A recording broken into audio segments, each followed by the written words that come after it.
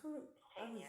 okay. I Yeah. wanted to make You're sure. good, honey. I'm just in a meeting. You're good. You're good. What's up?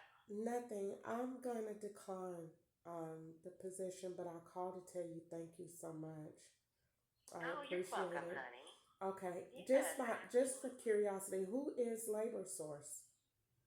Well, it's a different insurance company. We have Wise and we have Labor Source. So insurance you don't have to worry about that. It's just what we choose per client.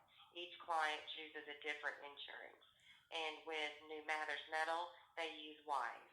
So therefore you'd have to fill out that documentation for Wise. So what if I Yes, didn't ma'am. want the insurance? Then could I just? No, no, no. It's insurance through the company for the associates that work there. It doesn't have anything to do with you, other than the fact when you fill out that paperwork, it Hmm. just depends on what client you're working for.